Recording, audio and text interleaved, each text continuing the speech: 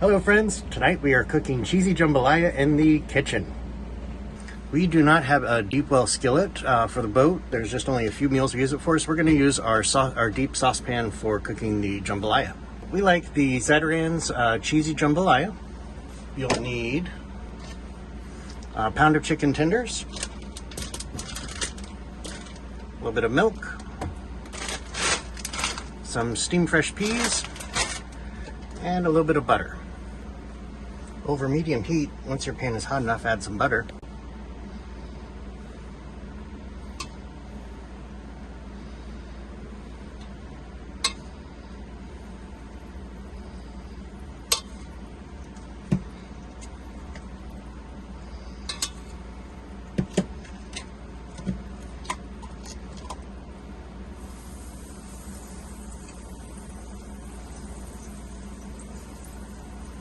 Add your chicken tenders.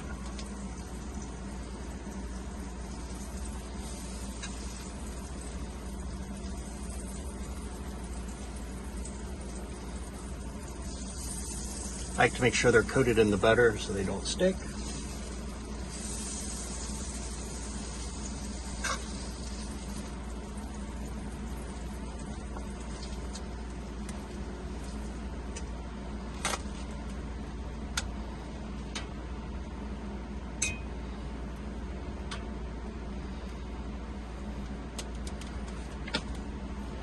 And cover. Once the chicken starts to turn white on the edges, you can turn it.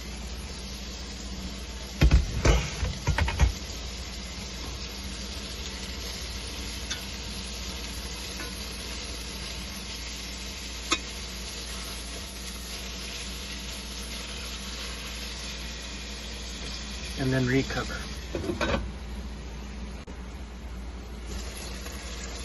Once the chicken is started to brown, you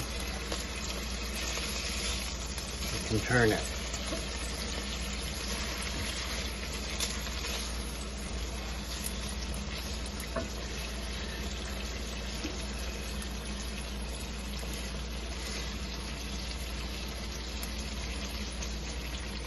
You can get a nice golden brown on each side. If your chicken is slower to brown, you can increase the heat to medium-high. Our chicken's almost brown. For the next part, you're going to need a measuring cup. We need 2.5 cups of liquid, so I like to use this 4-cup measuring cup because I can get all the liquid in here and ready in one container.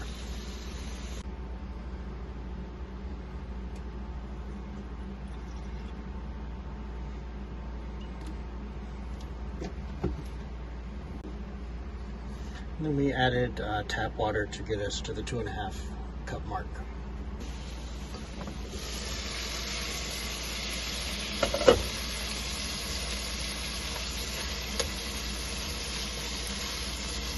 Okay, so now that our chicken is nice and browned on both sides, we are going to reduce the heat and remove the chicken. Now, this is very important. You do not want to drain the pan because you want the drippings from the chicken and all this wonderful butter to be the base for your jambalaya. For the next part, it calls for 2.5 cups of water. I like to make it a little creamier because jambalaya does have a little bit of spice to it. So we actually replaced one of the cups with milk. We're going to use whole milk, but you can use whatever kind of milk you want, or you can just use the water. The water works just great. But we'd like to make it a little bit creamier. We reduce the heat for 2 reasons. One, we want to make sure we don't scald the milk and water mixture when we add it, but we also don't want to burn this butter. Once you scorch the butter, it takes on an unpleasant flavor. So now we're going to slowly add in the milk and water.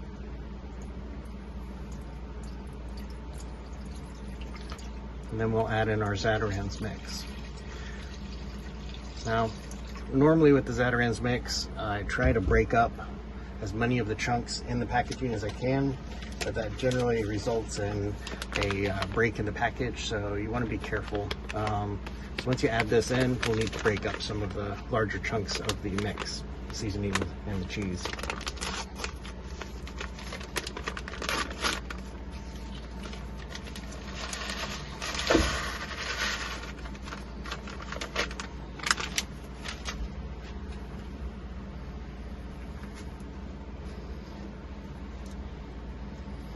And then we'll increase the heat to a medium heat just to start getting everything incorporating. And while the rice and the liquids are warming up and getting to a simmer point, we're going to go ahead and prepare the chicken. I like using our meat shears. We're going to cut these into bite-sized chunks and trim off any of the excess fat or the tenderloin ligaments.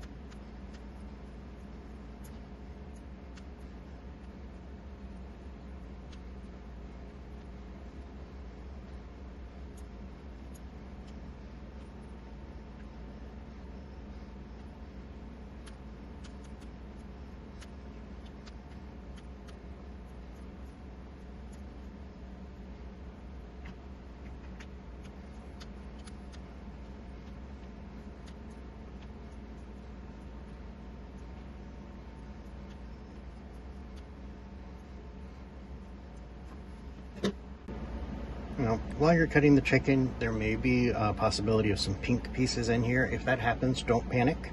We are going to put this back in the heat and boil, and it's going to cook for about another 20 minutes or so, 25 minutes. So if there is any little bit of pinkness, it should cook out. Now, if there's a lot of pinkness, you really should need to make sure it's done more, but if it's just a little bit of pink, it will cook out the rest of the way in the sauce. On the sauce, what we're looking for is to get it to a nice simmer. We do still have some big pieces in here. We make sure those get incorporated because that is actually some of the rice and some of the seasoning and some of the cheese. So if it doesn't get mixed in, it will not cook properly. We do want to go ahead and add our chicken back in, so we can go ahead and add that to the mix now. And that'll give us another texture to kind of mix it with. So what we want to do here is get it nice and incorporated together, and then we're going to bring it to a boil. Then we're going to bring the temperature all the way back down to a simmer and let it simmer for 25 minutes with the lid on. But we want to really get these bigger pieces of the seasoning broken apart before we let it simmer.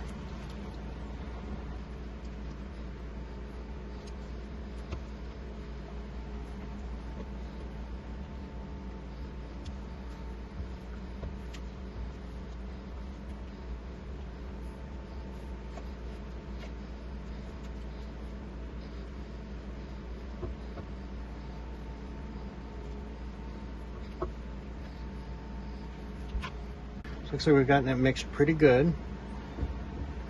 So now we just want to get it to a boil, and it doesn't have to be a vigorous boil, it just needs to boil. So we're right where I want it. I want to get just a little bit more, and now we're going to cover.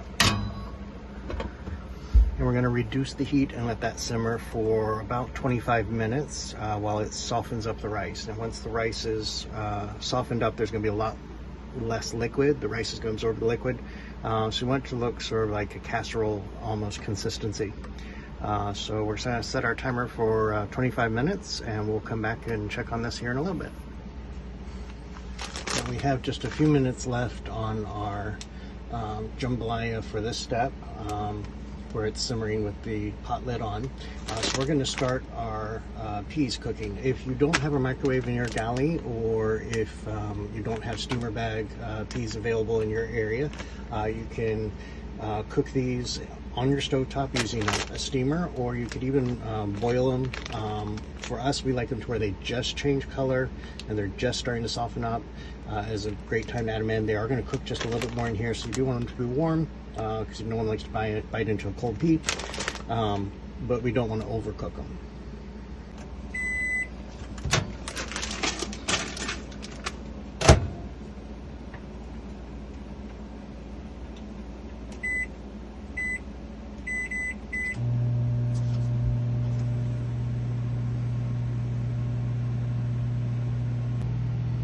Okay, so our 25-minute timer is done. So we're going to take this lid off. Now, even though this has been comfortable for me to touch the whole time, now that it's sat with this simmering for 25 minutes, there's a good chance this is pretty warm and I can actually feel a good bit of heat. So even though it's supposedly safe to touch, I'm going to use a pot holder. I recommend you do the same. Don't want to see anybody getting hurt. And this is sort of what you're looking for. You want it to sort of be like a casserole almost type of consistency. So we're going to remove it from the heat. So first thing we're going to do is turn off the burner. And then we're going to just slide it diagonally to a cool spot of the stove. This is going to continue to sit for 5 minutes uncovered. That is what the directions call for. And then after it sits, we're going to fluff it with a fork is what the directions call for. But in this case, we're actually going to mix in our peas, which will do the same thing. Now the steam bag, once it comes out, is going to be very hot, so I recommend using a pair of tongs to get it out, just to make it a little safer. It also can drip water, so be ready, because that water is very hot. You don't want it touching you.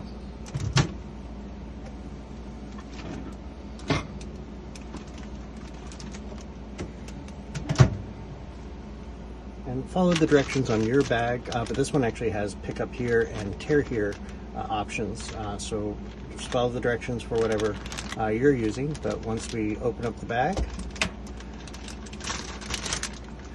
then we can add them to our jambalaya.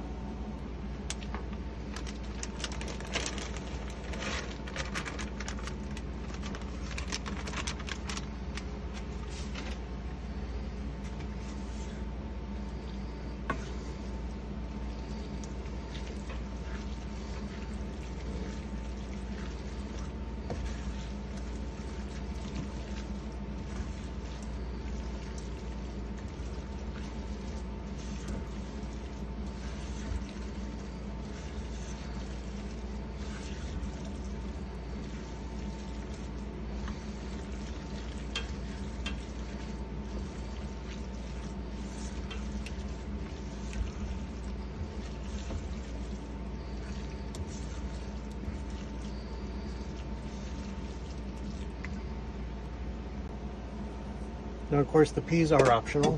We like that it adds a little bit of a sweetness to the jambalaya. Adds a little bit more nutrition with the extra minerals and vitamins you get from the peas, especially them being steamed.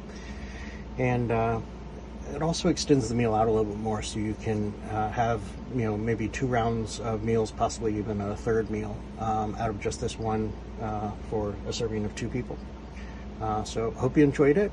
I'm going to get us served up, and we're going to have some delicious jambalaya dinner. Thanks for watching. Hope you enjoyed this vertical video cooking. This is a big family tradition for us, and it's just absolutely delicious.